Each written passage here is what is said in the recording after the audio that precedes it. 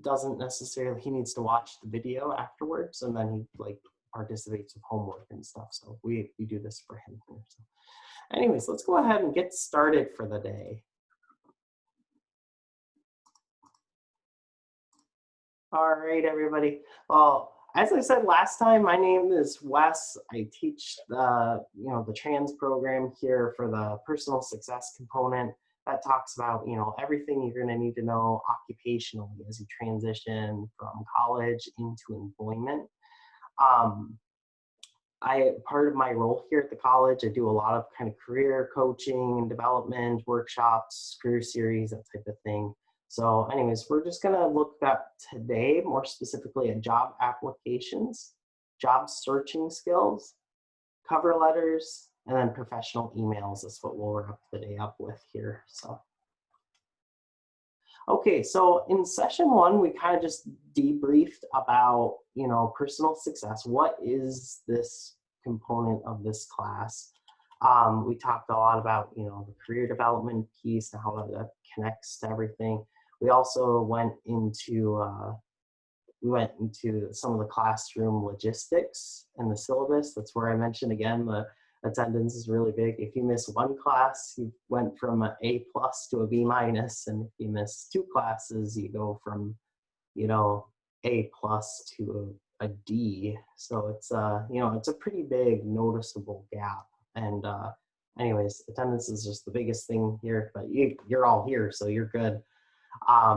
Then we went into exploring ONET, and we looked at, what is ONET and how does that relate to you guys? We took a look at the career, assessment. So each of you did fantastic at that, and looked like you all had, different strengths, which is just like kind of a fantastic, fantastic thing. Just different workers need different strengths. And then we finished the day by looking at job descriptions and finding those keywords. What do they want in a worker, and what do you want in an employer here too? It's kind of a two-way street. So what we're looking at then is job applications. We're going to go ahead and start with where to look, your job search skills. So it basically broke this down into 4 main hubs. Now there's other ways to find jobs too. You can know somebody who knows someone who can get you a job that way, or you can possibly like kind of do like a self-marketing freelance type of thing where you have a certain skill that you market and stuff. But these are kind of, as you're looking for different employment opportunities, these are 4 big hubs that people use quite often to help themselves find, different jobs. The first are kind of the general online resources, and some of those would include Indeed.com. How many of you guys know what Indeed is? Do a like thumbs up reaction or signal if you know. Okay, you guys, it looks like a handful of you guys know what Indeed is. That's great. Yeah, Indeed is one of the best things. We're going to take a look at that in a bit, but it has a lot of different resources available, a lot of different postings. It has information on careers, helps you build an online resume. So it's just a very good tool to know about. Monster Job is another one. It's a little more dated than Indeed, but it still has some good information on it. Another big one that's just within the last couple of years is this Google Jobs. Google Jobs is excellent for, filtering a search. So if you want a very specific job, you can filter it way, way down until you find that specific niche. So it has to be a specific job. It has to make $28,000 a year. It has to be in this location, in this particular field. It has to meet these skills and be applied by this date. And you can kind of filter it very, very well with Google Jobs. So that's one of their biggest strengths. And then there's one called LinkedIn, and that's basically a networking kind of site. So you can build connections, relationships with other professionals, and we'll take a look at that in a bit too. And then there are more specific online resources as well too. So there's the general online, but then there's the specific online. Some of the specific online would be, an example would be USA Jobs. If you guys are interested in possibly working for the DNR or the federal government or the state government, USA Jobs is going to have a lot of different kind of government level, occupations. There is a little bit more of an extensive application process. It involves multiple references and high quality resumes and thousands of questions, but it's geared to specifically find the absolute right candidate for that position. I do a workshop on USA Jobs every year too, so yeah, that's and there is a lot of good information if you need to know how to apply. The process is it's complicated, but it's not overbearing here. So the next section too is like when you are looking for a job for a specific company. Say you want to apply for the school district of Washburn County. What you would do actually in that sense, you can look through Indeed and kind of search through kind of needle in a haystack type thing, or you can go specifically to the company's website. You can go to Washburn County School District. You can find the tab that says employment. You can search through that tab until you find a good job, in that area, so if you want to be a school bus driver, you'd look for the openings for school bus driver. You want to work in, the technology kind of side of things, you'd find the roles there that fit there as well. And then one method that's kind of developing too is using your social media to influence your careers. But we'll go ahead and touch base about that in a bit as well. So then the next section, I'm sure you guys are all well aware, there's these things called job boards, and they're up and about pretty much in every, kind of major big business as well. The college has a job board here at the back. I usually, if I'm teaching this in person, I would gather the whole class and we'd walk out of the classroom. I'd walk them right to where the job board is so they can see all the different openings that are available at the college and then in the community as well.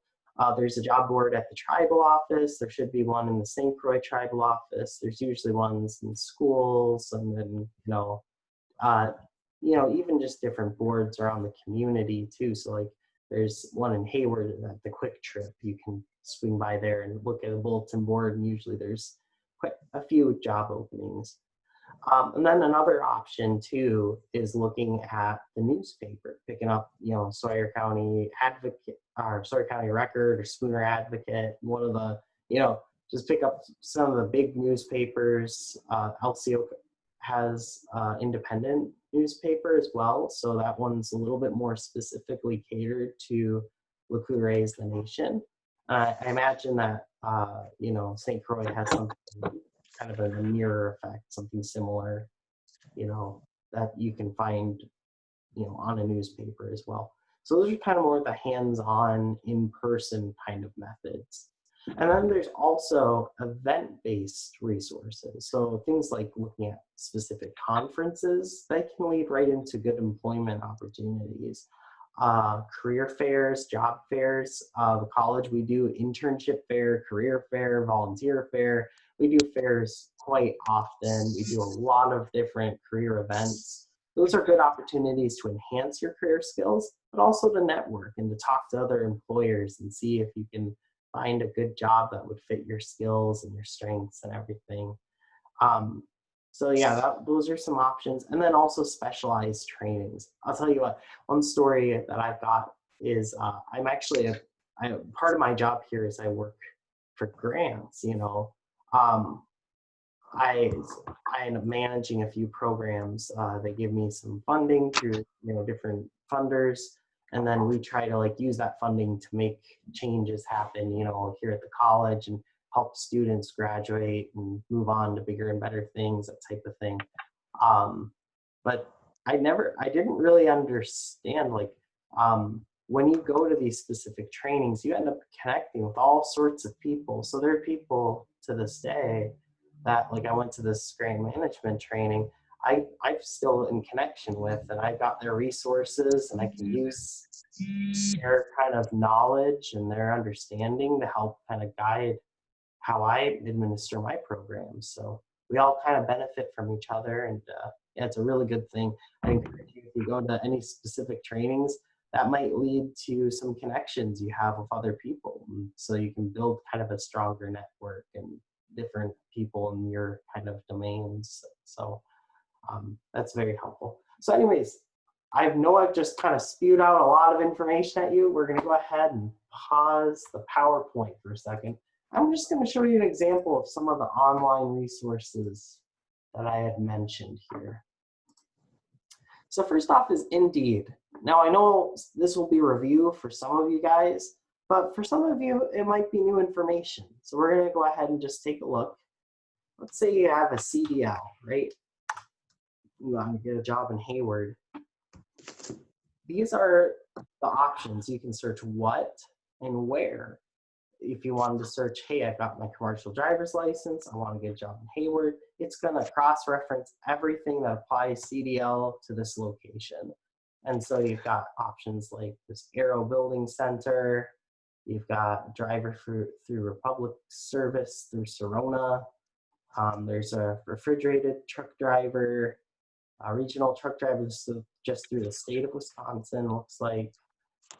Entry-level truck drivers through Hayward, CRE England. So anyways, there's quite a few different options. Namakogan Transit is a really big public transportation system here. Really good way to kind of start that. Head Start bus drivers. I got it. Okay.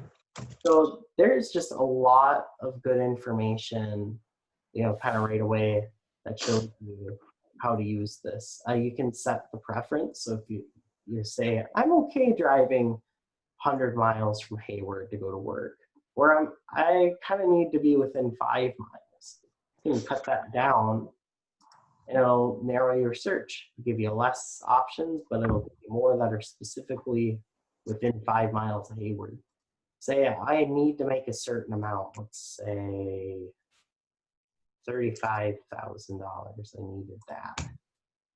Now it's going to just boil down the options that are just the 35,000 or higher. So you're going to lose things like, you know, probably like the bus driver jobs through Early Head Start and the Namakogan Transit and a few of the other ones that are, you know, are more part-time, that type of thing, have less finances. They have job types, so you can do part-time, full-time, licenses, CDLA, CDLB, daily time, home time, that type of thing. So like, hey, do I want to work during the day? Do I want to work kind of, and then different locations, that type of thing. Experience level, if you have like lots of experience, or if you just have kind of a little bit. Okay. There's just a lot of good filters of Indeed. There is a resume component to it as well, and we will go ahead and touch base about the resume piece of that in a later module. That's going to be next class period. We're going to look at resumes. So LinkedIn is a little bit, it's more of a networking thing. So basically you can go and find anyone else kind of in your network. This will kind of calculate where you went to college. It's also going to calculate some of the employment that you've had, some of your interests, some of the things that you follow. So you can kind of build a big network of people that you know are in your field and can relate to you. So anyways, there's lots of different people. I know like people from the college are on this. I have an account through this. It also has a resume building skill, and it's a little more thorough than Indeed, in the sense that you can add like certificates and trainings and experiences and photos and things like that, so that you have more of a comprehensive portfolio. You can also go to jobs, and it will give you kind of based on your skills and your, you know, experiences, what jobs it thinks you'd be good at. So for example, for me, it's calculating Space Grant Project Coordinator. See, I manage grants, so that's why it sees that I manage grants and thinks I'd be a good fit there. Academic Advisor, I've done that before, so it's viewing that as well as connecting that. Grant Specialist over here, Training Coordinator. I do a lot of the career development, the training piece of things. So anyways, there's a lot of different options, you know, just right here, just by the skills that I do have. And you can search that down more specifically. So, hey, I want to go to Hayward. Now we can see what's available in Hayward, and it'll give you quite a few different options as well. They're a little less expansive than, you know, like say Indeed. Indeed has endless amounts of jobs, but that's still all right. You know, they've got pretty good network here of different openings. So anyways, kind of Wes, yes. this website, this one's jobs, right? Or is that what you said? This one is LinkedIn. Oh, okay. LinkedIn. Yeah. So the first one was Indeed. The second one is LinkedIn. And okay. the third one we're going to look at is Google Jobs. This is the one I mentioned, has a lot of really good filters. And you can even see it right here. You can go to the filters. It estimates all the different types of jobs you could possibly do. You can break down by title. You can break it down by like location. You can break it down by the date it was posted, by the type, by the company, by the employer. So Google Jobs has a lot of different options. It's just right through Google. And the way to access this would be just to search, you know, Google Jobs, and it'll come up with all sorts of different resources.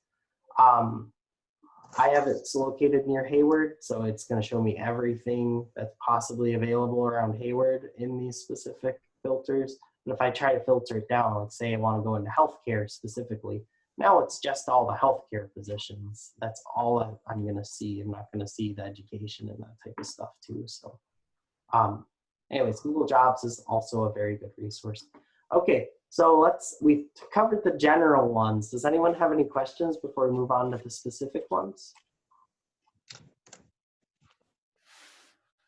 All right, I think I saw two more people jump in. LGTP2. Oh yeah, that's me and Victoria. Okay, so that is Matthew D. Yep. And Victoria. Oh no, Matthew E. Matthew E. Sorry. Yep. E. No problem. All right. Perfect. Gotcha. Just want to make sure you got the right people here. Okay, so we're going to move on to the specific job sites. So I mentioned before, if you want to get a job through a specific company, and it's not necessarily about the specific role, but you just want to get in on a specific company, you can go to their website. For the college, for example, you go to employment. When you go to employment, it opens up all these different options that give you all the steps to apply right here. The application, faculty credentials, if you were going to be a teacher here. They have a notice of non-discrimination, so we don't discriminate based on anything like gender and sexual orientation and you know, race or anything like that. And then we have all the current openings that are listed right here. And when you click into that, you can read their position description. You can see what's all required for these specific positions here. And, you know, if you think it would make a good fit or not. So anyways, that's more specifically for the college. Another example is here for La Coudray Tribal Government. There's a big employment hub. It gives you all the steps on how to apply right up here. And then there's a big employment hub through the tribe. So you can see there's a grants director available, ICW caseworker, men's homeless shelter, Waduka Dotting, court case manager, legal specialist, circles of care, family advocate, grant writer, chief medical director, aging and disability resource, certified nursing assistant, animal control, C-store cashier, compliance officer, credit union. I mean, it just goes on and on and on all the way down here. So anyways, this is, you know, all of these positions, that's a little bit more specific. So I want to work for the La Coudray tribe. I don't really want to work, you know, just anywhere. I want to work here through, you know, the tribal nation, through La Coudray. These are some options. You can go right to the tribal government website, and usually they'll have that. I imagine it's the same way in St. Croix. Also in other places like Lac du Flambeau and Mad River and Red Cliff, every organization will have one of these sites here as well. All right, so before we move on to from specific job resources, do you guys have any questions? Any questions? Nope, no questions. Okay, let's move on. We already kind of looked at, I'm not sure, I'll bring this right back up just for Matthew and Victoria, so you guys can see. But we looked at in-person resources as well. So if you go into a specific building like the tribal office or the college or a hospital or like marketplace, there's going to be a big bulletin board. And oftentimes that bulletin board will have plenty of, options, job descriptions that are available in the community and maybe specifically for that organization. For the college, for example, we have a bulletin board. On one side, it's all LCO college jobs. On the other side, it's all community jobs. So it's stuff all around us that are available. And then another option is using the newspaper and going to it's near the back usually. There's a help wanted section. And so there will be, different options that'll kind of different promotions from businesses saying, hey, we're hiring for this, we're hiring for this. That's also a good way to start if you're not super tech savvy. So, looking at those bulletin boards and looking at those, options as well. So I just wanted to summarize that. The third one would be event-based resourcing. So if you guys are interested in looking at employment through attending events, this is kind of one option. One thing that's really unique for all of you guys that wasn't even true last year is they have a lot of virtual events right now. There has never been a better time for exploring virtual events as there are right now. This is through Job Center Wisconsin. And right here, there's a hiring event, looks like through Community Action Training Center. So it's kind of like a employment center here. On October 14th, there's another homestay resource event. So that's an online one here, Community Warehouse, Rock County Job Center, Community Warehouse. So there's like a whole lot of, virtual events, but also just like in-person events that are available. Every year, the college here at Le Coudray, we do a big career fair. I mean, we have like 40 employers show up all over the state, all over the country, and all over the counties. And they all show up and they represent their organizations for all sorts of resources. We've had like Sawyer County Highway Department available here and conservation and a few others in our area, but that's also a really good resource. I would encourage you to look at events in your community. If you hear of any like job fairs, resource fairs, those are good ways to find job openings and try to get your name out there, meet with employers and build that kind of personal, professional relationship. So that's an example. This one here is a Wisconsin Tribal Transportation Conference. It's through the WTTC, and it's in Green Bay, Wisconsin. This one, I believe, is still open, but they have information even here. Transportation Alliance for New Solutions. That's our trans program. So for tribal grant leaders, contract representatives, business owners. So this focuses more on the business side, but also connects right to the Wisconsin DOT. It's a big annual conference that they have. It's right in Green Bay. Anyways, that's an option to connect with a lot of different employers if you're trying to enter that specific field, kind of more the business side of transportation, or just like kind of like the policy law side of things. That's one organization where you can kind of like go to that conference and make a lot of connections and then go from there. I think actually Callie went to this conference at one point. Not entirely sure. But anyways, this was from last year. So they always usually do this. I believe this year's conference is canceled because of COVID, but normally this would be available. And yep, that's all I had. There was one question last week.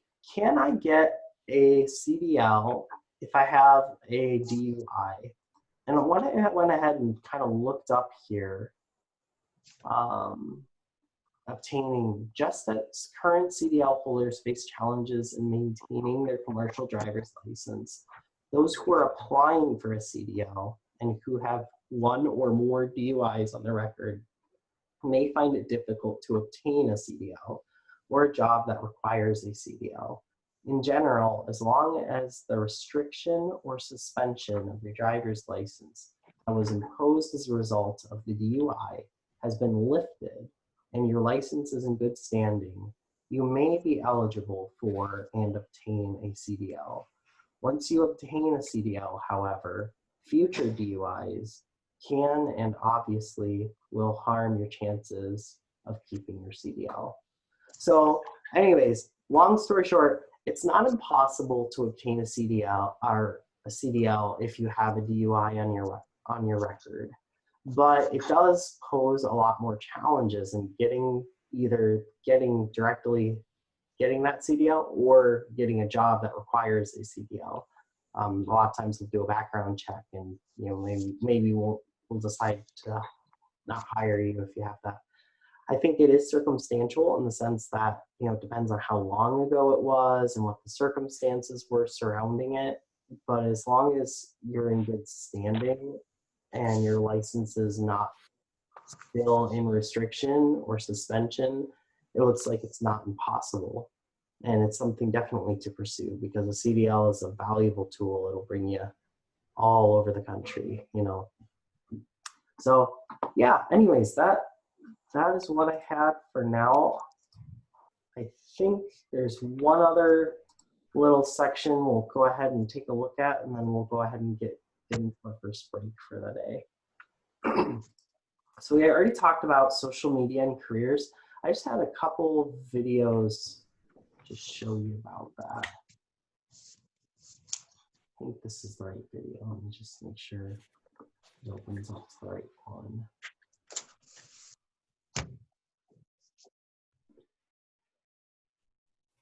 Okay, yep, this is it.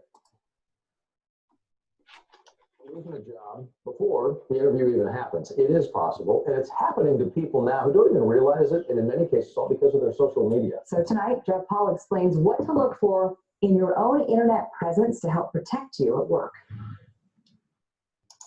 It's where we share our memories, our photos, and sometimes our opinions. But when it comes to social media, some of us might be sharing too much. We're not only looking at the types of comments that they're making, we're also looking for spelling, grammar. It's an online resume. Job recruiter Jolie Risch says when a new applicant comes in, she starts with Google. Who they are 24 hours a day is important to the company. She then checks the obvious places: Facebook, Twitter, Instagram.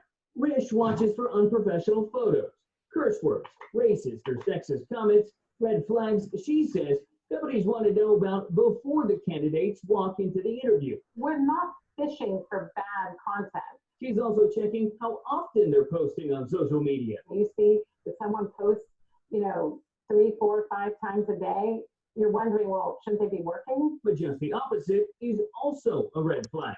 If I can't find someone at all, I'm wondering, is this person who they really are? Dallas-based Fortune 500 company Southwest Airlines hired close to 7,000 people last year.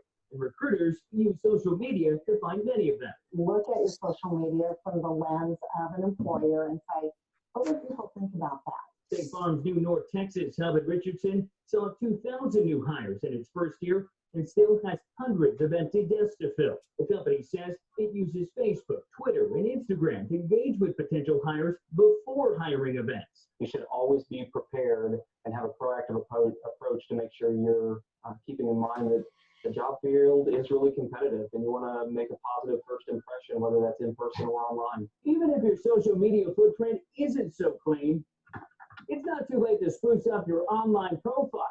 Hit delete. Delete is your friend. UT Dallas social media professor Janet Johnson says what you share becomes your brand. Do you have a lot of drinking pictures on your profile? Are you cursing on Twitter? Are you complaining about companies? Are you complaining about your boss? Johnson says if you wouldn't show a picture or recite a post to your boss, it shouldn't be out there. One tweet can ruin your life.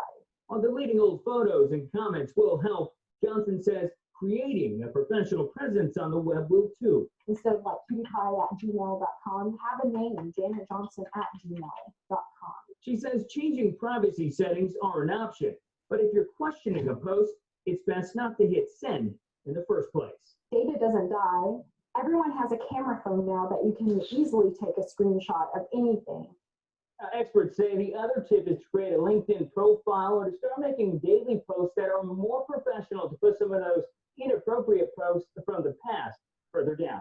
Doug and Caitlin? Yeah, three people sitting here like delete. Exactly. It's, you know, it's good advice, and the reality is today we thought it was just a So anyways, I just wanted to show that video to you guys real quick. I've got a few other tips to run through really quick. So pull it open.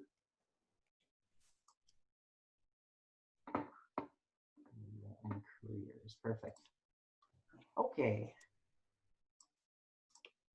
So Facebook is one of, you know, the biggest platforms out there. If it was a country, it would actually be bigger than the United States. It'd be bigger than, you know, China. It'd be bigger than India. It'd have, you know, a very, very big population of 1.72 billion people. So that's a lot of people, you know, that are on Facebook. Anyways, I think the video, just to summarize it, Facebook can, you know, help employers investigate their candidates ahead of time. It's kind of a pre-interview that you don't even know exists. So anyways, the reason I mention that is because it's something that's new, something that people haven't really necessarily addressed or thought through as much before. But your social media presence does follow you. And I'm not kidding. Like when I actually applied for the school district of Pickens County, and my boss told me after she hired me, she said, yeah, I just wanted to, you know, we looked you up on Facebook beforehand to make sure that you were a good candidate before we offered you a job as a bus driver, but you checked out, so you're good, you know. But I'm just like, that's kind of a new kind of domain and everything here. So something to think about. I do have a few tips. Kind of, they were briefly mentioned in the video, but not necessarily, you know, 100% here. So profile pictures. It might make sense. I mean, there's a time and place to be fun and be goofy and to have fun, goofy pictures on Facebook. But like profile picture is kind of the first thing that an employer is going to see, especially when you're looking for a job. Having a profile picture that can kind of show a little bit more of your professionalism, that you're kind of put together, and that you're, you know, able to be, you know, professional and serious and stuff like that, have that kind of presence, that can add a lot. Somebody, you know, it's not like totally out, and it depends on the type of job too. So if you're trying to apply for Boys and Girls Club, they might actually prefer the goofy foot picture here over the, you know, nicely dressed picture if you're applying for something like childcare or, you know, Boys and Girls Club. But something a little more specific, more professional, yeah, just kind of gauge that and try to think, how is the employer perceiving this photo? Another tip too is staying engaged. I think that the person on the left here would most likely get hired over this person here on the right side. What an employer wants to see is that, you know, you're staying active, that you're participating in the community, that you're somebody who is a go-getter and someone that's not gonna, you know, just spend all of your time, you know, just kind of ranting like they've mentioned, or is someone who's gonna rant about their employer or rant about their boss or rant about traffic. They want to see someone who's actually, you know, making a change and doing something positive, that type of thing. So anyways, just kind of looking through some of that as well. Like, does this match up? Are you, you know, participating and showing that to employers too? And then, some of the posts too, and this was briefly mentioned too, how certain posts can kind of come across as unprofessional. It's not like posts like this goofy thing are gonna jeopardize your entire chances of getting employed. That's not what I'm saying. But I am saying that try to filter how much of this is out there, because if it's pretty much all of this, the employer is not going to see somebody who's very, has a lot of depth or interest, or, somebody who's, very engaged with their field. They're looking at somebody who's, silly and goofy, which is fun. And again, something like a school might be different, or something like a Boys and Girls Club or a child youth program type thing. But in a more professional field, a post like this might help, a little bit more if you can find something a little bit more, positive, a little more that kind of psychology resonates with employers. They can read that and see that you're, being active and you're critical thinking and you're having kind of a level of depth as well. So anyway, so those are my encouragements to you. I would just look through your, profiles and see, does the profile picture match your professional ambitions? If you were going to get hired tomorrow, would you dress like that and, have that type of persona when you go into the interview? The second thing is, making sure that, are your posts, are they showing that you're a person that's really participating and being involved in your communities and being involved in your life? Or are you somebody who's, not as involved as, And then the third thing is content, kind of looking through content and seeing, does this resonate with the professional ambitions that I have as a person? Or is it, just a little bit more kind of less involved in that too? So anyways, just some things to think about. Anyway. So we're going to go ahead. It's 9:45. Let's go ahead and take a 10-minute break. And then when we come back, we're going to look at the job application process. And then we'll get into the cover letters and professional emails for the rest of the day here. So we're going to go ahead and take a break from 9:45. Let's get back here at 10. You're welcome to stay logged in and just shut your camera off or whatever. That's fine too. Or if you want to log off and come back on, that's fine. But I'll see you guys about 10. All right. Sounds good. Okay.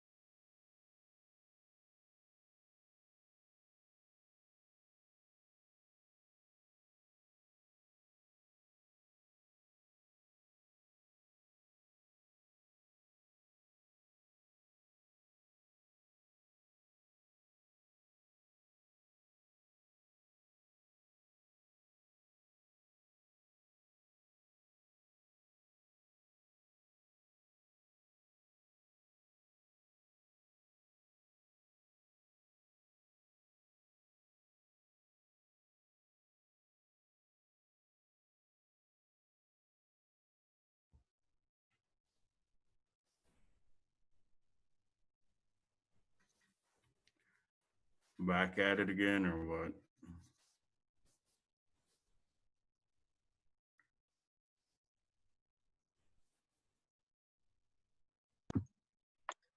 Matt, I think we're just waiting for Wes to get back.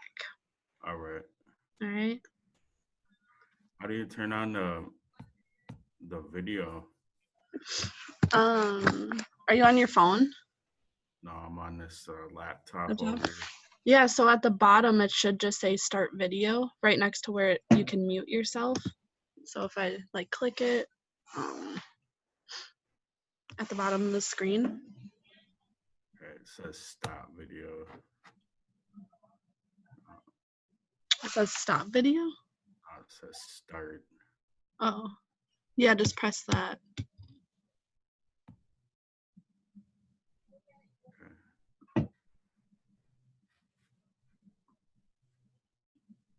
Hey Callie, this is Matthew. Me and my mom are still having trouble with the laptops. With the laptops? Yeah. Okay. Yeah, I'm hoping to hear back from IT to help with that. Okay. I just Okay. wanted to let you know. Okay. Yeah, we keep trying, but Yeah, just rolling with audio right now. Callie, Yeah. my laptop wouldn't even turn on. Really? Yeah, and I tried calling you yesterday to let you know. That's why I was late for class. Okay. All right. Yeah, I'm gonna have IT because they looked at them before, so they should have worked. But No, and I thought it was dead, and I let it charge like 40 minutes, and it still didn't even turn on. okay. Alrighty. Well, I'll go talk to him right now, and then I'll let you guys know. Okay. All right.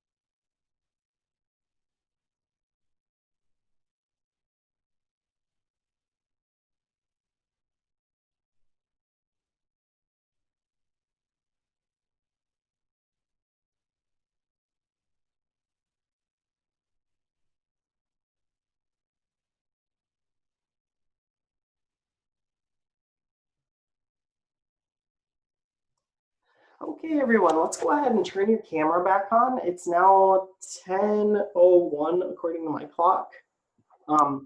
Let's go ahead and just verify everyone's back. all right. All right, cool. Matthew and Victoria and Cynthia. Hang on. Anne. Oh, there you go, Anne. He's there. And then Richard. And Matthew Baker, are you here? Yeah, I'm here. For some reason, the video isn't working Okay. on this computer.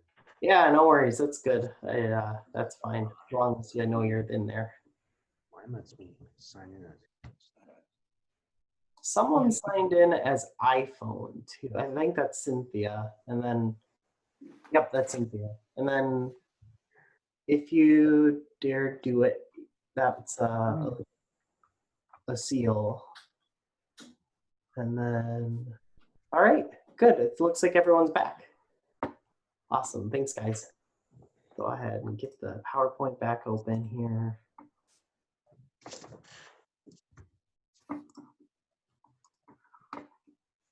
All right. So we just looked at careers in social media, and we just went over, you know, that type of video and, you know, how it's important to engage some of those tactics, you know, as far as looking at employment. Not necessarily a requirement, but something you might want to consider. So, okay, so the job application process, I'm sure that many of you have already applied for several jobs, but there are some key components that are going to stay the same. Now, different jobs are going to, you know, require different information. A job at Boys and Girls Club is going to ask a little bit more specifically for, you know, your experience pertaining to youth and children. Something for transportation is going to probably want to look at something like, you know, driving records and CDLs, that type of thing. But generally, there is going to be a consensus that some of the, you know, most of the applications will remain in a similar format. You're basically going to start off with some basic contact information. So you have your name, contact information, your age. Usually they'll have like a social security number, that type of thing too. So you're going to want to have that information handy. You should all have that. No worries at all. They're also going to ask for your work experience. Now, this is what hangs a lot of people up. It's important to add, you know, the information that's already on the resume. Now, a lot of times I get a student asking, well, why do I have to put that information in the application? It's already on the resume. They have the resume. Well, the reason why is because it shows the employer that you're a thorough person, that you're doing every line, you know, and that everything is filled in the way it's supposed to be. So it's important to make sure that even though it seems a little redundant, it actually shows a strength to your employer, that you're a person that takes that form seriously and you're going to have everything filled out the way it's supposed to be filled out. The work experience will oftentimes ask for your name, the name of the organization, the supervisor. It's going to ask for duties. So if you like did multiple things there, for example, I did an internship at Boys and Girls Club. Then I was hired as a youth staff for Boys and Girls Club. Then I worked as a bus driver for Boys and Girls Club. And I also worked as maintenance staff for Boys and Girls Club. So I had a lot of different titles in that same organization.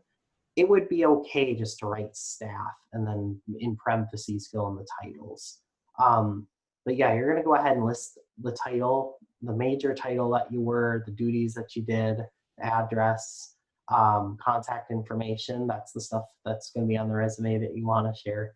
And then other important relevant information too. It'll ask for, you know, professional training, certifications, accomplishments, that type of thing. Educational experience, again, it's similar, like, you know, to that question about the work experience. You're going to want to list everything that you had. It seems a little redundant because it's already on your resume, but it actually will show them that you're taking that form seriously and getting all the information in. So you're looking at certificates, degrees, diplomas, things like the trans certificate that will go in here. Also, dates are very important, so that way they can see the time frame. When did you receive this certificate? If I received a CPR certificate in the year 2010, it probably is not going to have the same weight as if I had that CPR certificate in the year 2020, you know, to an employer, you know, if they're trying to hire me here.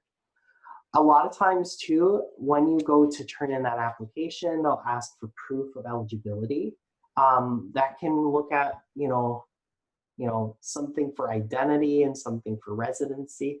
So you're going to look for your social security. You'll want to have a copy of your birth certificate.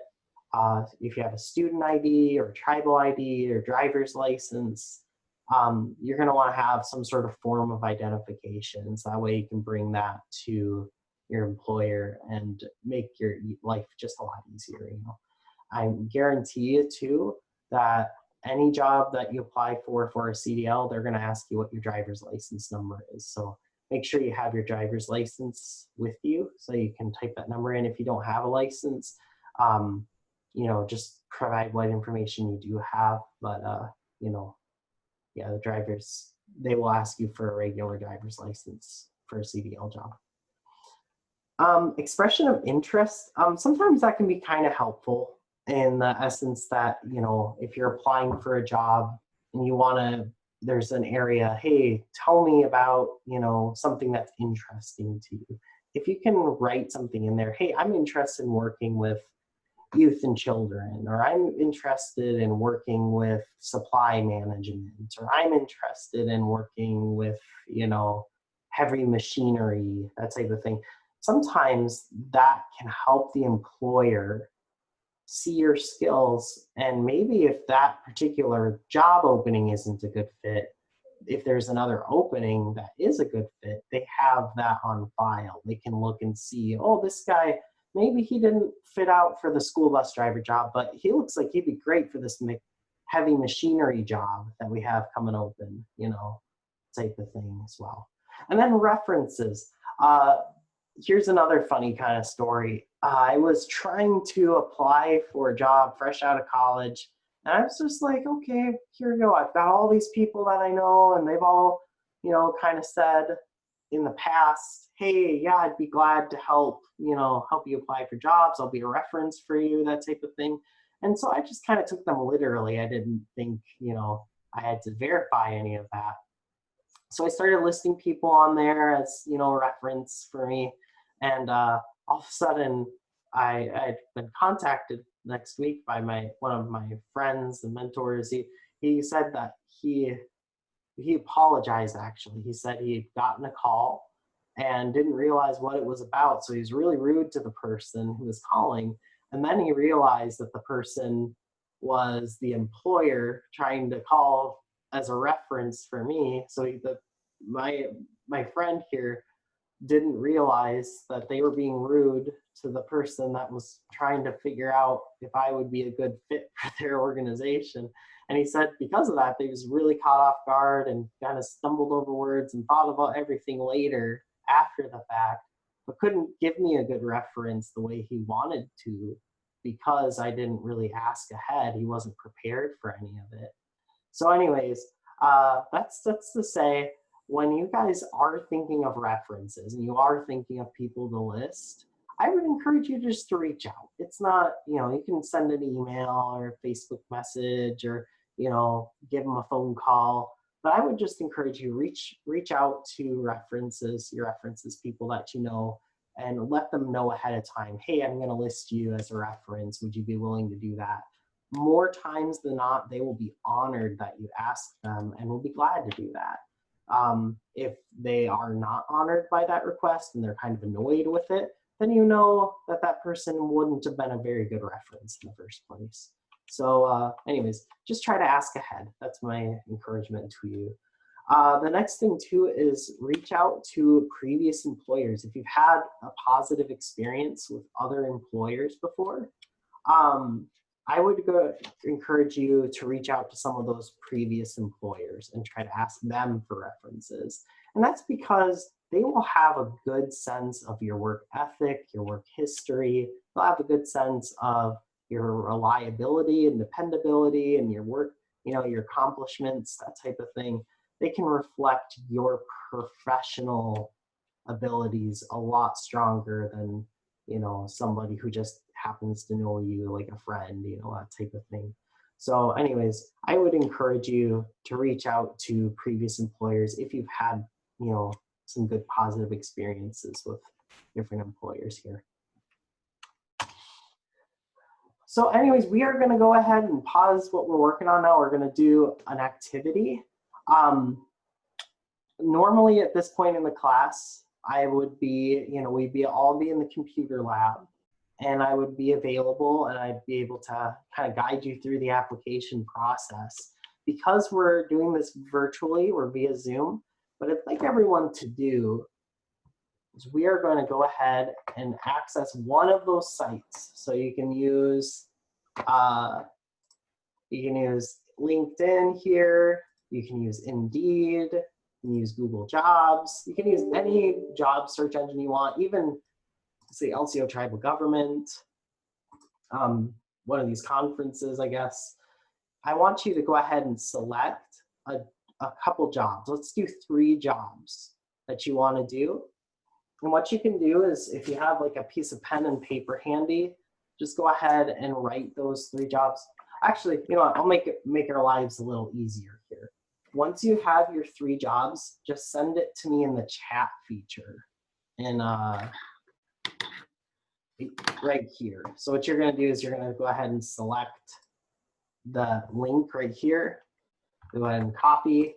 You'll paste it into this chat, and you're just going to go ahead and send it to me. And once I get 3 of those, then we'll go ahead and do the, that'll conclude the activity. But I just want to see that you're picking out some jobs you think might be a good fit for you, and then we can work from there towards applying in a later module. So. Okay, so we'll go ahead and take, it's 10:15. Let's take 10:30 to work on it. And then we'll follow up here at 10:30 and see where everyone's at. So Wes, you want us to go into jobs, or is there a different site you want us to go into? Oh, yeah, thank you. Good clarifying question here. You can use Indeed.com. You can use LinkedIn if you have an account already. If you don't, I'd encourage you to not, because it takes a while to set up an Indeed account. You can use Google Jobs. You can use like a specific job site. So if you wanted to go to LCO Tribe or LCO College or LCO, school, or St. Croix, if they have specific jobs at a specific site that you want to apply to. We're not going to do the events as much, I don't think. So anyways, what I'm really looking for is find 3 job openings. I don't really care where they come from, but I just want the links to those 3 openings. And then I'll kind of know, and we can kind of work toward making strategies towards applying in a later module.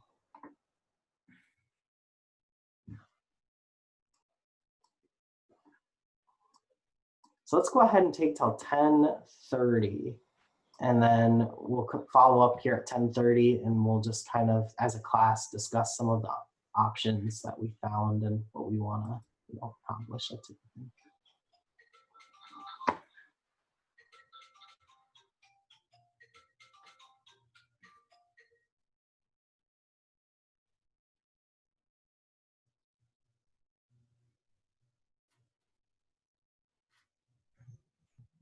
How do I minimize the screen?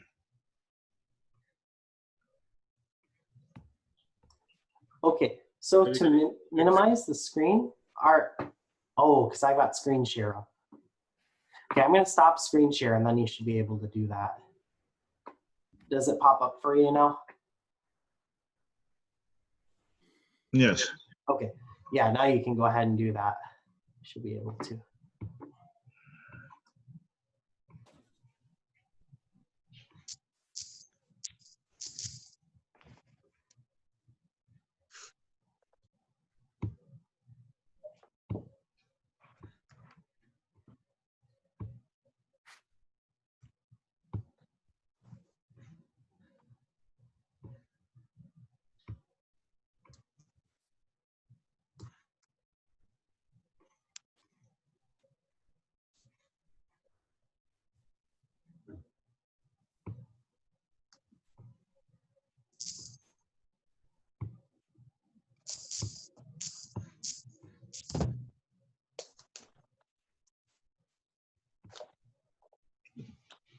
What?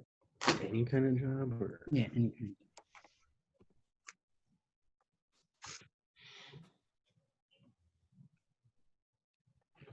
I'll pick one and you can pick.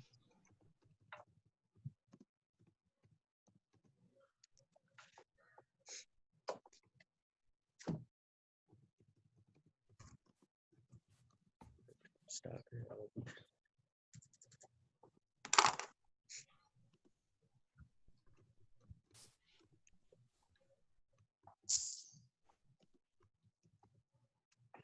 if you want with these. See if I can find it.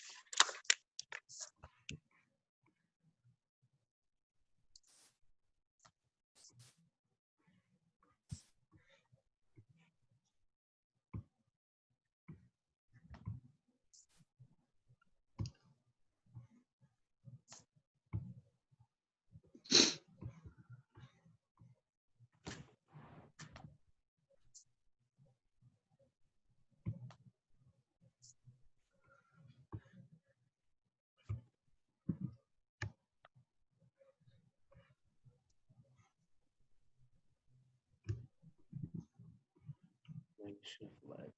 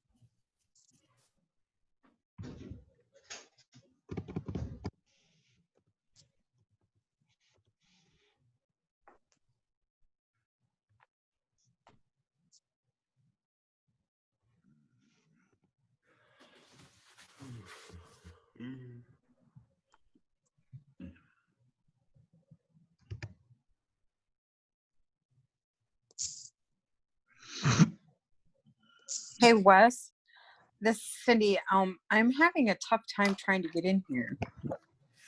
Hey, Cynthia. What exactly? Which one are you using? I'm on Indeed. Indeed. Okay.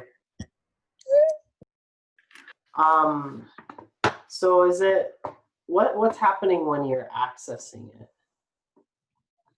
So like It's bringing me up to fill out all the information and stuff. Okay. Right now it's like asking first name, last name. I've already got an account with Okay. Indeed, so I don't understand why Sure. it's got open jobs and then it's got get a glimpse inside Indeed, and I've already got one, so I don't understand why it's pulling me in here. Sure. Okay. Yeah, I see what you're saying.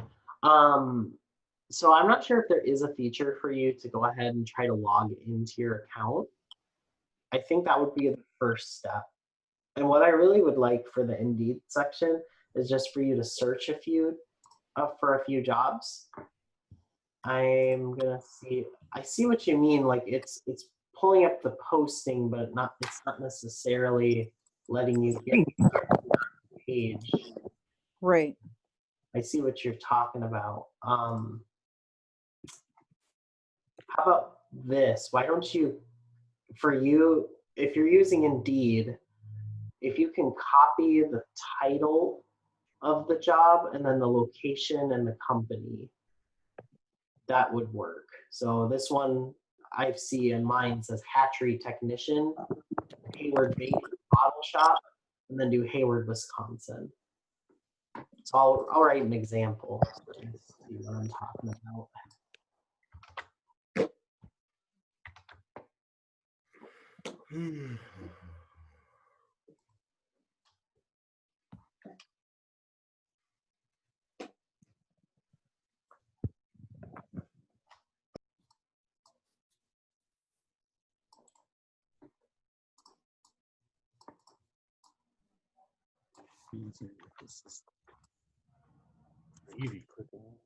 No, Here's the example. So if you find one on Indeed, if you just type those 3 openings like that, I'll count that. That'll work.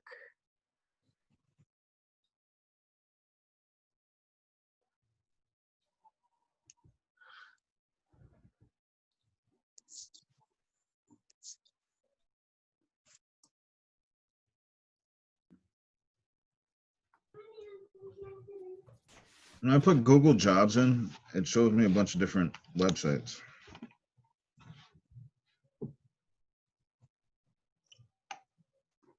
Okay. So it should bring you in when you search Google Jobs. It's kind of a feature, kind of like Google Maps or something like that. And it should bring you into, trying to find the specific one here. It's like kind of like Google Earth or Google Maps or Google Chrome or Google Play. Just kind of one of the features behind it. It's kind of like Merck and Company job postings built for everyone. I see what you're saying. Okay, so let's change the approach to that. Search a location, and what I'd like you to search is job openings in Hayward, Wisconsin. Just Google that, and you should see that blue box that says jobs near Le Coudray, and then you can filter it from there.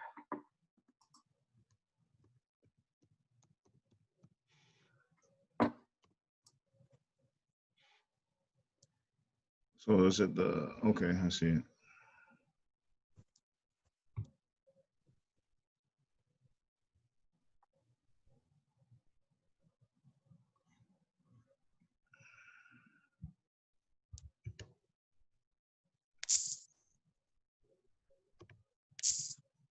I have to put my email? No, I don't think you'd need to enter your email for that. You can just enter, the Google Jobs. It should look like this. I'll show you on the screen share if you want to see for a sec. What do you see right now? Do you see the Google Jobs right now? Yes. Okay. So when you search in, like say we want to do jobs near Hayward, Wisconsin, it'll show this blue box. That's Google Jobs. It used to be where you could just type Google Jobs and you find this engine right away. You didn't, yeah, but when I searched it just now, Google Jobs, it looked for jobs at Google, which is not what we're looking for. So you can click this blue box and it'll open up this window right here. And then that's where you're going to start your filtering. You're going to go ahead and kind of work your way through from there. And it'll show you all the openings near Hayward. Okay. All right.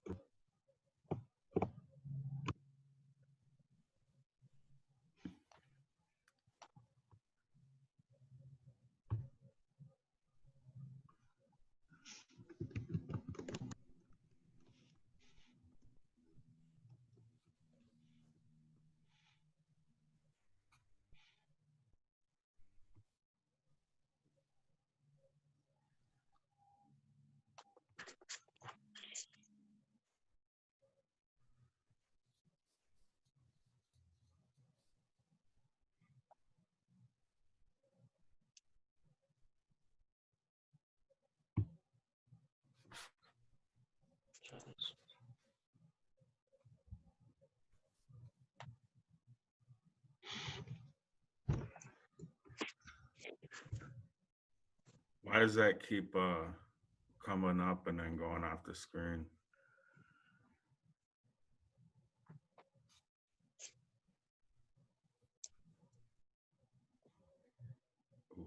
I think I got the wrong one again. I'll show you.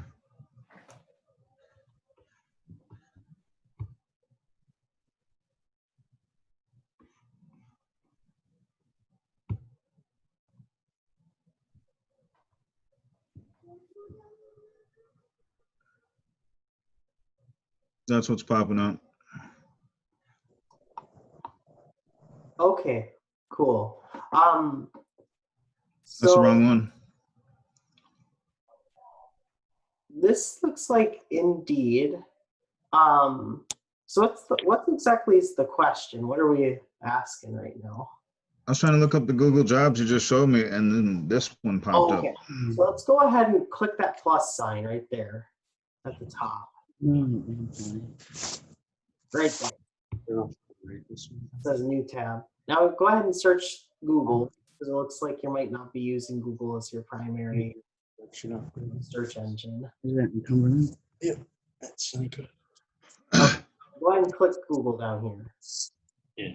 Do you want to write it down? Okay, now I'm here. This is where you're going to search job openings in Hayward, Wisconsin.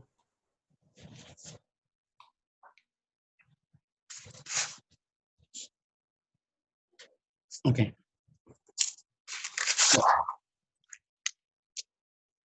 Seasonal production operator. Yeah. Okay. And then you're going to go ahead and hit enter. And then you're going to scroll down. You see this big blue box right down here? That's where I left in there too, man. You can click that, double click it. It should open up this window. Which Got will it. lead to all sorts of different things. Yeah, sorry. It used the process used to be much simpler. There was a button you could press that said jobs through Google, kind of like Google Earth or Maps or any of those other things. They changed that, so now it's like kind of a different research. Where's that? All right. Okay, I can stop sharing now, right? Yeah, you can stop sharing. That's fine. And so now that's actually a really good point. Let's go ahead and stop for a second. And let's go ahead and just kind of debrief a little bit about the exercise. And then we'll go ahead and move on with the rest of our day here.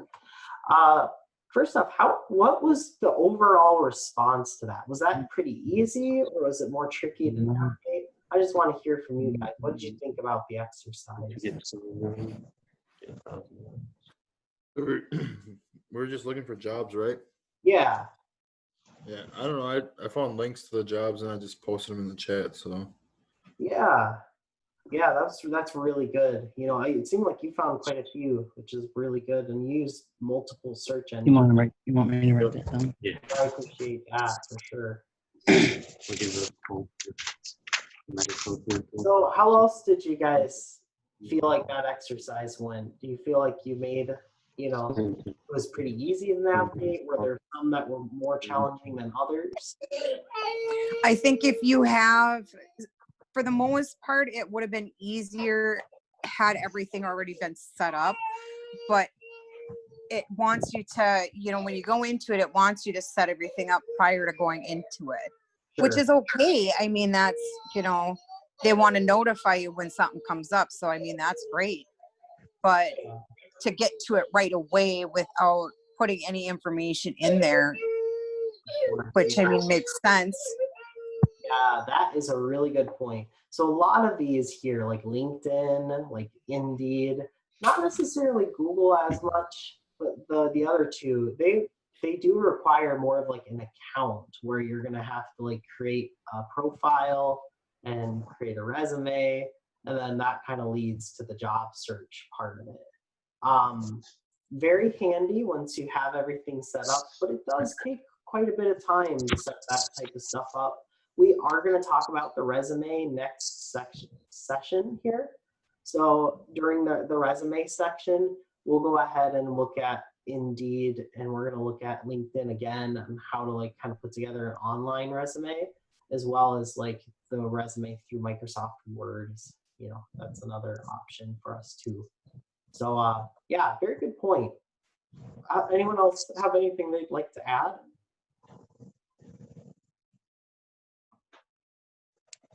I might be on mute. Well, I felt like you guys all did wonderful at this. It seemed like everyone provided some different links here. And I love too that not everyone used the same links. Some people use LCO Tribe, some people use Monster, some people use Indeed, some people use Google Jobs. It just helped kind of it's supposed to help you see that everyone, there is not one right place to look for a job. You know, there's all sorts of different areas that you can search and engines that you can use. So I hope that exercise was good for you and kind of helps you get familiar with some of the engines that are out there, and that you can use that in your job search further on.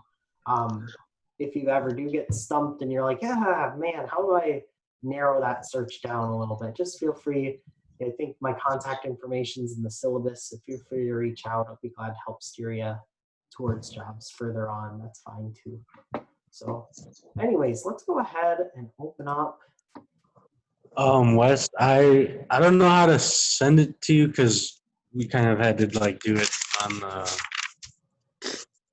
the laptop, you know, but we're on the Zoom on my phone. Okay, So, that's okay. As long as you actually. but we wrote down we wrote the actual for the job or whatever. Okay, yeah. Well, how about this? If you don't mind, just you can take a picture of that and send it to Callie. That will work. And if that doesn't work, I know that you guys were working on it, so we're good. We'll go ahead and move on and give you full credit for that. You know. Okay. The purpose of this is to get you familiar with the search engines and get you actually using them, so you can see how to use those. So. All right. Yeah. All right. So let's get into the next. I got a question. Oh yeah, go ahead. If you have a Indeed account already. No, I already have one, but yeah. I think I did it last year. Okay. But I just don't know the information to get back into it. Oh, sure. So a lot of times there will be a feature. So say Indeed. Let's go. Where did my Indeed here? Okay, so like say you wanted to log in here. I'm already logged in, but you could go ahead and sign in. It'll ask you for an email address. It'll ask you for a password. There's usually a link in here. Forgot your password right here. You can click that button and it'll send you a verification email, help you reset your password that way. Okay. Okay. Awesome. Any other questions before we move on to the next piece? Pull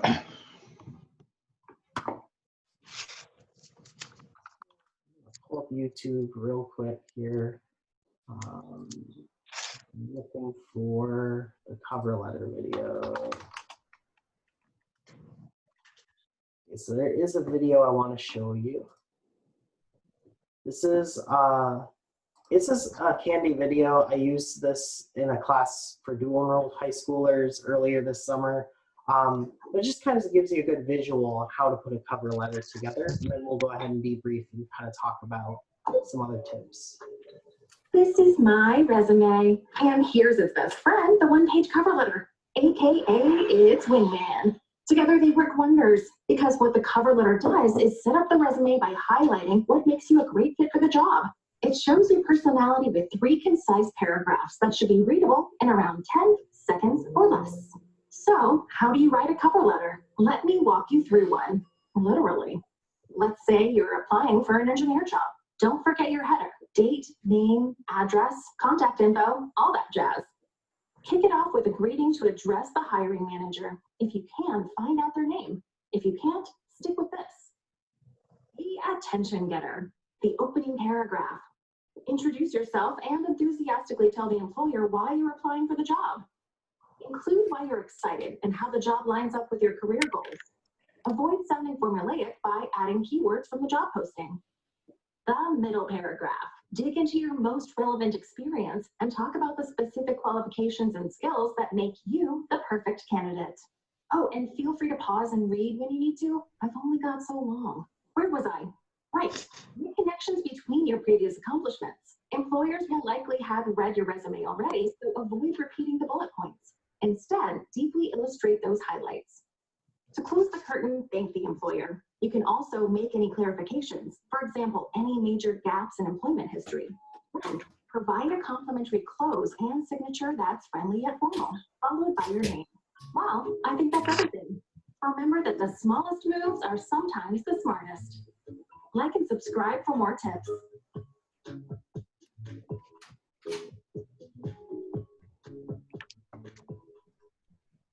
All right. Well, anyways, that's kind of just a fun little silly video about, you know, putting together a resume. I felt like the formula there is very helpful. I love the three the 3-paragraph formula there. It's very helpful to help employers see. So you're going to kind of want to start off with personal interest. Why are you applying for the job? Why is this exciting to you? Why do you want this job? The next thing is you're going to talk about your qualifications. You're going to address, why you feel like you would make a good fit, what makes you qualified for the job.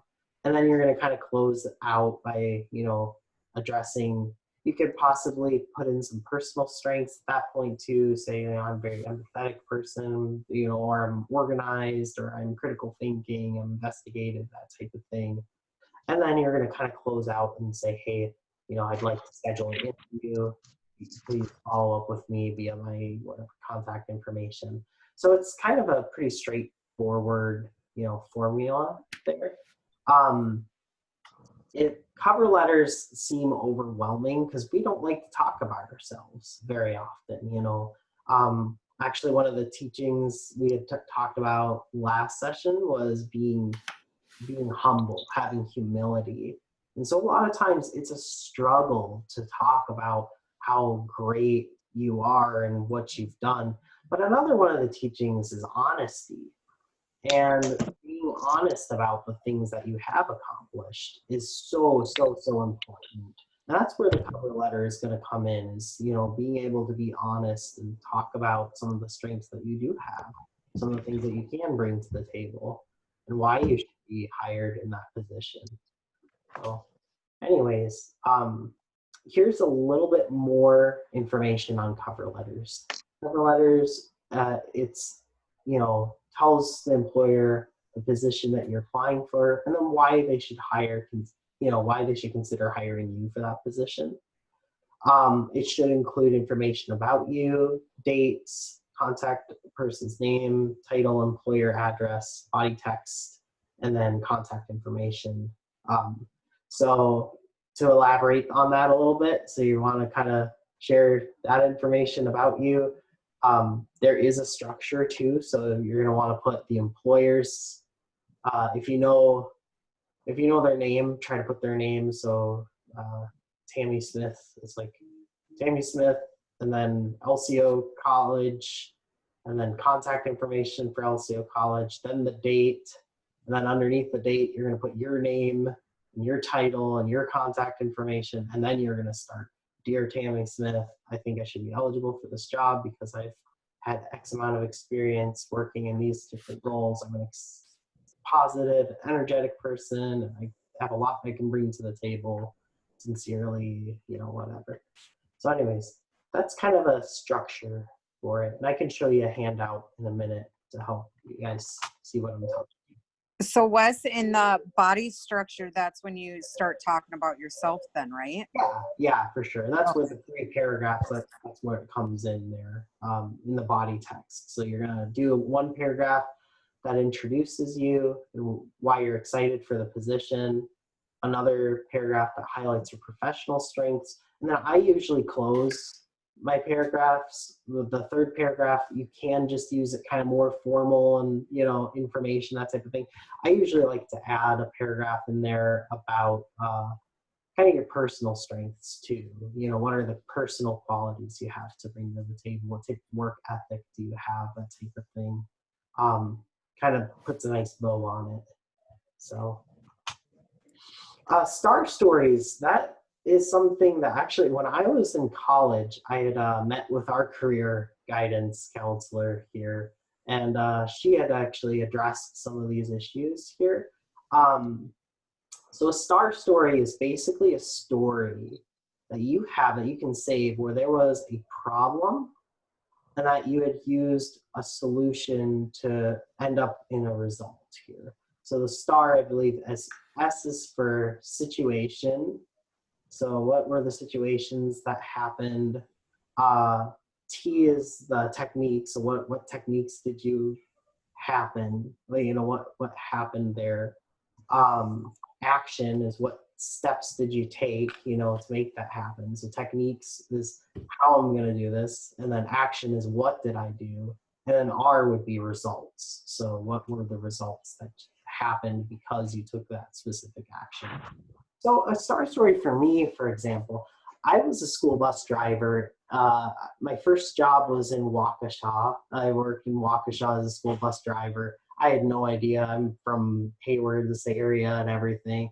And I had no idea what Waukesha was like. It was crazy. It was right near Milwaukee. Things were just crazy, busy. I wound up not doing very well in that job. I transitioned to a school bus driver job through the Hayward School District. And there I was given a route, and right away I had several other bus drivers say, hey, you watch out for that kid. He is a bad kid. Don't even, watch out for him. He's going to cause trouble on your bus. You got to make sure you keep your eye on him, make sure he doesn't do anything.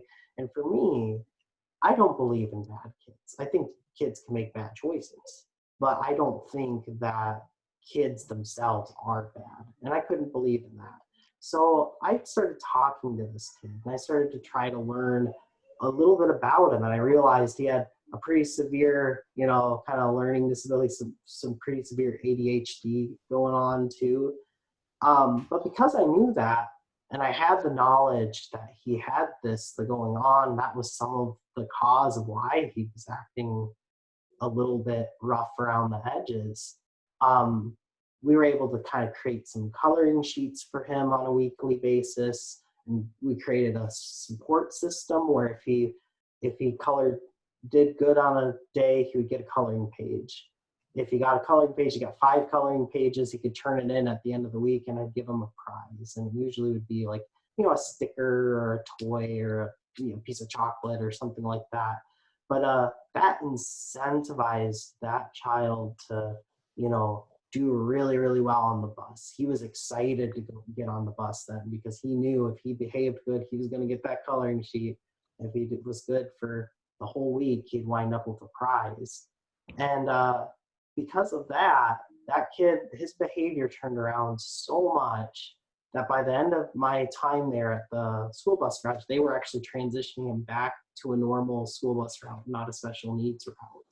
So anyways, that's a star story that I kind of keep and I have, because I know that the situation was I had a kid that was not, in a really good place, and I had a lot of people saying he's not workable, he's not a good kid, watch out for that kid.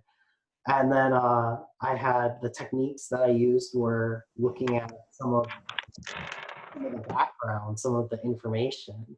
The action I took was putting in all of that, those kind of parameters, the coloring sheets with the prizes, putting that in place for him. And the result was that the child, he did so well that he wound up transitioning back to a normal school bus route by the end of the year, because he was already so used to doing things well and staying on top of things and building those social skills. So anyways, I would encourage you to kind of start thinking about, does anyone else have a star story you want to share right now? Is there any stories where you feel like, boy, I did a certain steps, or a story where you tried a certain steps and it didn't go at all the way you thought it would go? Let's see. Story like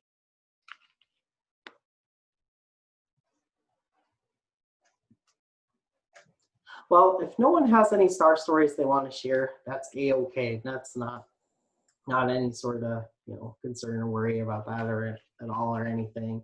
But if you do happen to think of one, I would encourage you to start thinking through, what are my accomplishments? What are the things that I've done in my jobs that I can kind of save, and I can put that away, and I know that during that job interview, I can have that story to rely on, that I've been able to help this child transition back to a regular school bus route, or I've been able to help provide inventory or structure to a certain organization, or I've been able to work consistently and not take a sick day, you know, or take on way more responsibility than I need to because my coworker was sick or something.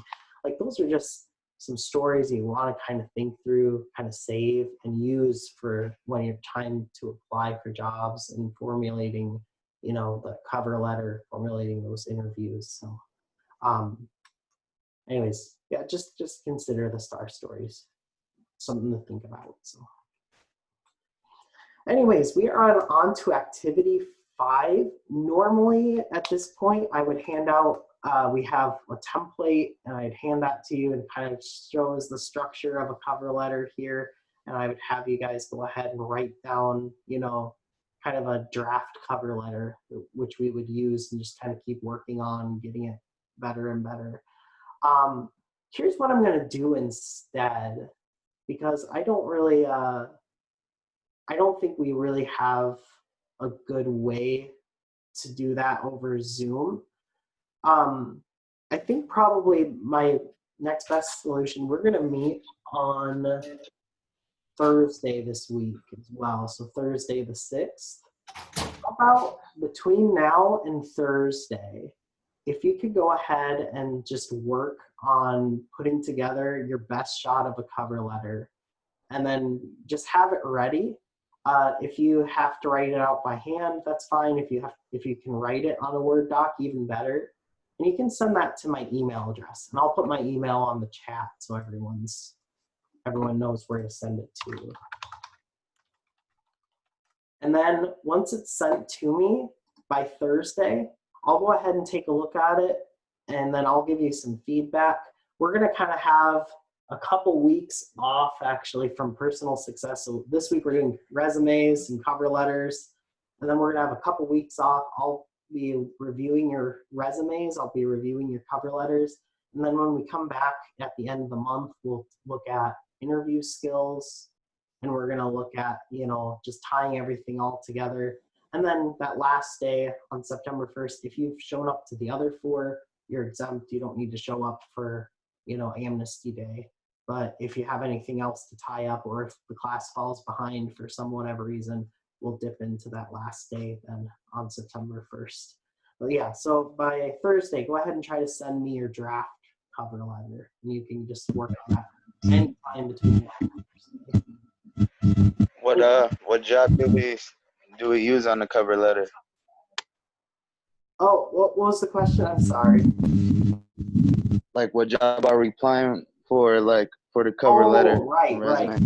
So you can, that's totally up to you. If you want to pretend like you're applying for any one of those jobs that you picked out, that's a-okay, that will work. If you want to apply for a job like that's, you know, like say through the college, you're just going to pretend to use the college as a practice to get that, that's fine too. Whatever job that you want to apply to, just pretend like you're sitting down to apply for that job, and I'm going to kind of help coach you through it. So, good question. All right, so this is due then by Thursday. So just go ahead and send it to me via that email. I put it in the text. If you can't do it technology, I understand some people are zooming in on their phones and don't have access to do a cover letter. Then you just go ahead and write it out by paper, take a picture, and then send it to me. I'll accept that as well. That way we can just kind of work on it together. All right, let's see. I'm going to check the time real quick here. It is 10:53. Let's go ahead and take our second break for the day. And we'll be back at, let's shoot for 11:05. Actually, let's shoot for 11:10. I'll give you a little bit of a longer break. And then we'll come back and finish up with professional emails for the day. All right, thanks guys. Go ahead and take our break. We'll be back at 11:10. All right.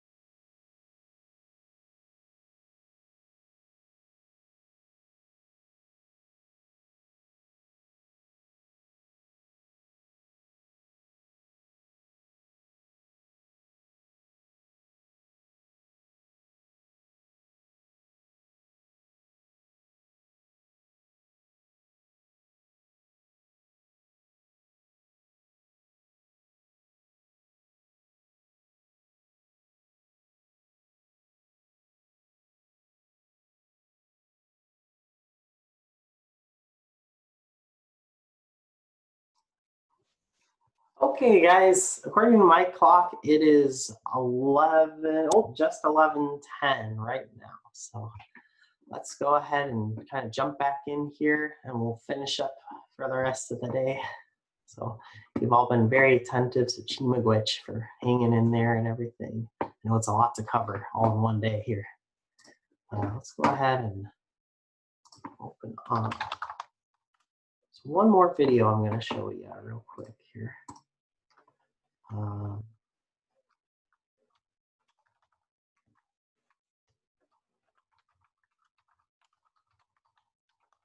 Additional email, that's perfect.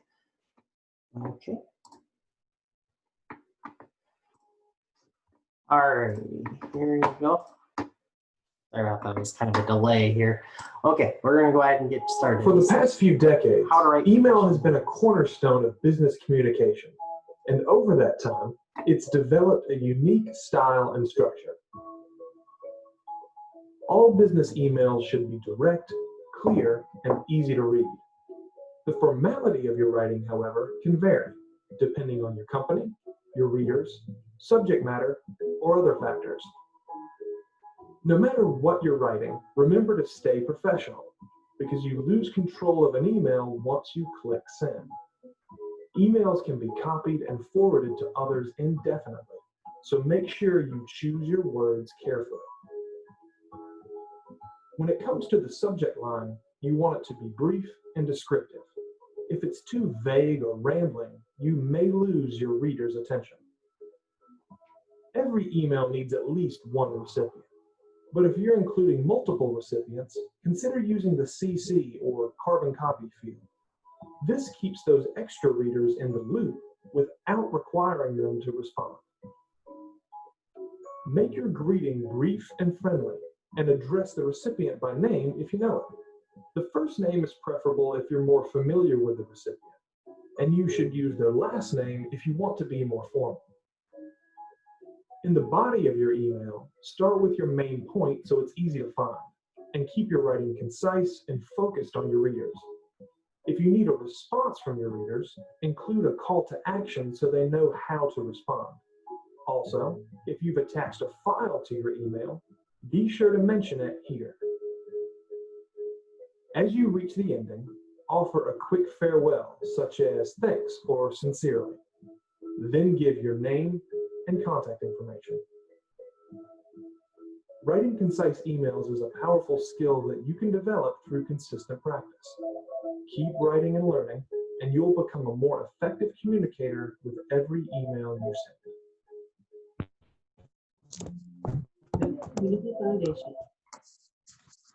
Okay, so some initial thoughts. Do you guys have any?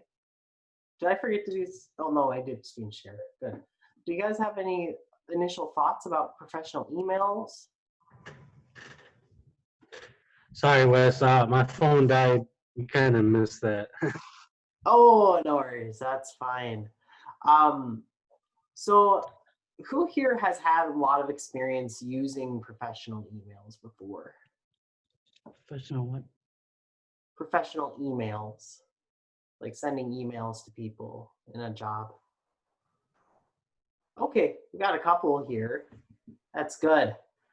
Does anyone want to elaborate on your experiences sending emails? How was it? Was it, pretty formal, or was it pretty informal? It's pretty formal, and then it keeps the records for you. Sure. For yourself and for the person that you're sending it to. Oh, for sure. Yeah, it can serve as a really good record then as well. That's for sure. But otherwise, it's pretty formal, Yeah. Goes to. Anybody else have a thought on that? On emails? One thing I kind of liked here is he had mentioned about how different organizations are going to have different levels of formality. And depending on who you're talking to, you're going to address the email differently. So for example, for my boss, Odawa White, he is the Dean of Student Affairs. He has a PhD in student engagement. since I know him very well, we're friends and, work together and stuff, I can write him an email and say, "Hi, Odawa, I have some information for you, ... If Richard, for example, if you wanted to send an email to Dr. Odawa White, you might not necessarily want to just start with "Hi, Odawa," especially if you're trying to get a job from him. You might want to be like, "Dear Dr. White, I have X amount of experience, doing this type of job, and I think I would be an excellent fit for your team," that type of thing. I think making it a little more formal. So I guess I actually have one question for you. We'll do 3 case studies real quick here and see how you guys would respond in an email to these different people. The first one, this person is Alex Smith, and Alex is an executive at a really high up marketing thing, and you're trying to get a job as a marketing consultant through this firm here. How are you going to address Alex? Oh yeah. Mr. Alex. Right, so I end up just Does anyone have any thoughts on how they would start the email to Alex Smith? Dear Mr. Smith, or Yeah, that's good. You got a little bit. This was kind of actually a case study I pulled off when I was reading through a few of them. Mr. Smith actually is incorrect because the kind of a trick question. You need to do your research ahead of time and figure out. Sometimes Alex can be a girl's name, and so this Alex in particular happened to be a female executive. If you had sent "Dear Mr. Smith," that may have not gone very well. So Executive Smith. Yep, there you go. No, I think the best bet actually is to hop online and try to find out who they are as an individual. If you cannot, for some whatever reason, find out, if they go by Mr. or go by Mrs. or if they have other verbs. Oh, really? I think that you should probably just start with, using their full name.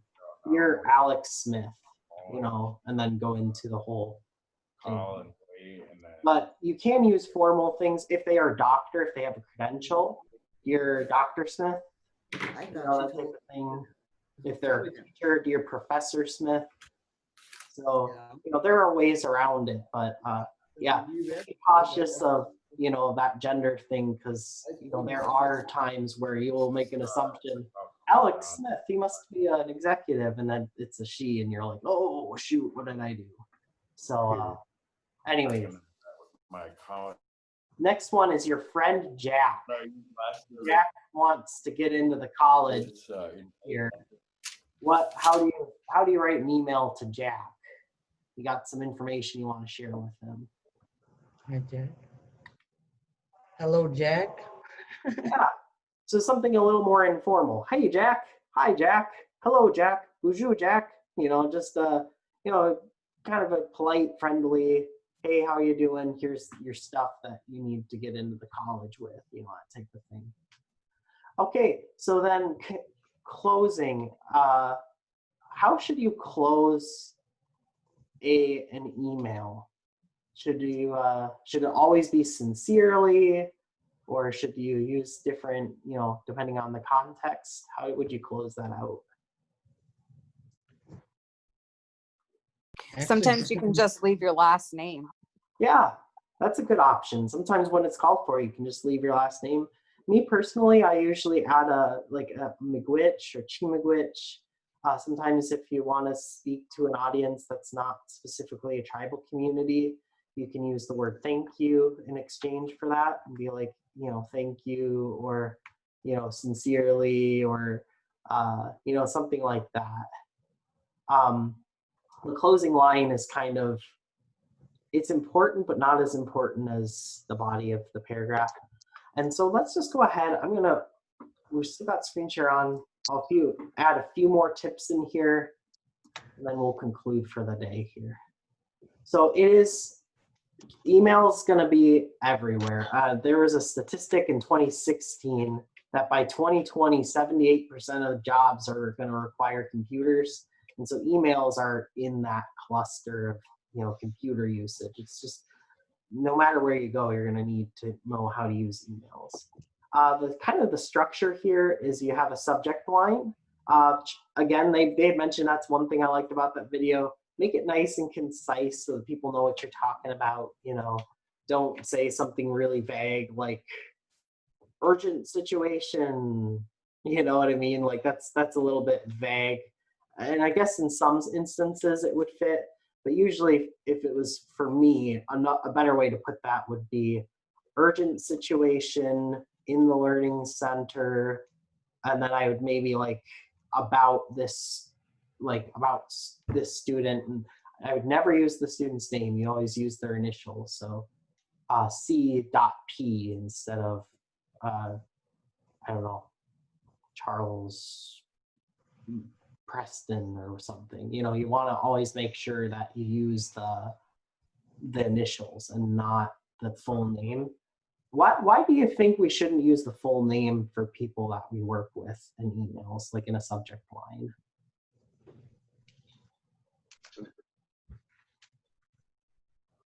Well, I think it has to do with the video. You know how it showed the one email and how it can be forwarded to 2 emails, and how it can be forwarded to 5 emails and all the way out. That can happen. We can end up breaking confidentiality on accident without even knowing it, just by the subject line of your email. By doing it in initials, you still identify the student you're talking about, or the client you're talking about, or the situation you're talking about, but you're not exposing their name to hundreds of others that could possibly read that email. And you're just keeping people's information safe that way. So anyways, the subject line is important. I would pay attention to that, make sure it's clear and concise, that people know what you're talking about. A greeting, we already talked about that, formal or informal greetings, depending on the situation. Length, it should be readable within probably 10 to 30 seconds tops. You should not have an email that takes over a minute to read. Try to keep it as concise as possible too. So when you're writing an email, dear, let's pick on Anthony. Dear Anthony, I hope you're doing very well today. The sun is shining and it's getting a little bit colder, and I hope it's not going to snow pretty soon. I hope that your semester is going well too, and that and then you say all that before you even get into the email. People get annoyed with that because they have to sift through all the different, paragraphs. So it's friendly to say, hey, hope your semester is going well. I have some things to talk to you about. You know what I mean? You don't necessarily want to go on and on and on. Keep it nice and sweet. Next one is font style. Clean and simple is always best. If you have something that's bright purple and 60-point font, and it's some cursive kind of double space type thing, that's not gonna read very well. You just kind of always want to think through the lens of who's reading this. Is this gonna read easily, or is it gonna be kind of a struggle for someone to read this? So some colors are okay. So if you want to highlight a certain part of your email, you want to highlight something blue, or you want to underline something or bold something, that's okay. But just save that for the things that are really, really important. And then the rest of it, try to keep it simple and concise and clean. Spelling and grammar, there's usually this thing in all the Word programs, an automatic spell check in there. There's also a thing called Grammarly. I'm actually a big fan of Grammarly because it doesn't just look at spelling. It also looks at your grammar and offers suggestions. Like if you say a word more than once in a sentence, it'll kind of help give you solutions of other words you could use. Grammarly is free, and you can just download it online. You can search Grammarly, and it installs into your computer, so then it kind of helps you write emails and things like that. But there is a spell check. Always double check your spelling. Always read it out loud. That's my tip too, because if you read it out loud, you'll find where it sounds awkward and you can make the changes. But if you just read it in your head, sometimes your brain will automatically kind of skip a line and you'll miss the word the or at or to or something in there that your brain automatically puts in there for you. So I would read it out loud to check for spelling and grammar.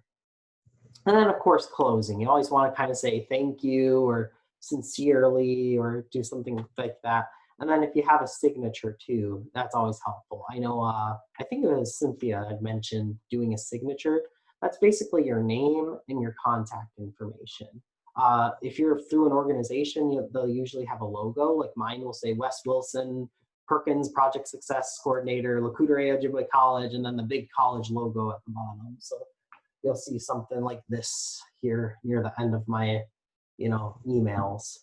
But it depends on where you're at. If it's just your personal email, I'd make it simple. Put your name, put your phone number, and then an email address. And that way the employers know how to contact you, and they know that you're trying to put a signature in there. You don't have to elaborate on all your skills or your education or certificates or anything like that. You can just keep it nice and simple and elaborate in that in the job application and stuff. So anyways, that is all I have for today. We're kind of wrapping up today here. We covered job application searching, the structure for job applications.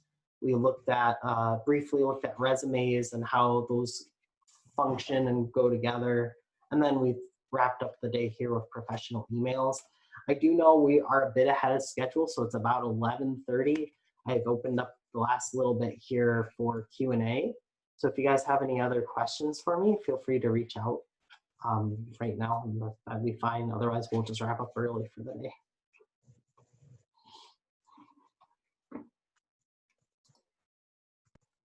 Go ahead. That cover letter to you? Yep. So I'll go ahead and put that on there too. I sent it through the text, the chat feature. So you're just going to send that to wwilson@lco.edu, or you can send it to Callie and she can forward it to me as well. That's fine. We work together quite a bit on this. So, yep, just go ahead and write your draft, and I'll give you guys feedback on your resume and your draft cover letter in those 2 weeks that we have off. So, does anyone else have any questions? That was a good question. Okay, guys. Well, thank you so much for being attentive and being engaged today. I think you guys did an excellent job here. So we'll go ahead and wrap up for the day a little bit early. If you do have any questions, you think about them later, oh, I should have asked Wes this, just send it to me in an email. I'm always responding to my emails, so I'd be glad to help however you think here. And further on too, I just want to put out the disclaimer. If you guys are done with trans, you got your certificate, and then you're like, oh, what was he saying about applying for jobs or doing interviews or that Star Stories, what was Star Stories?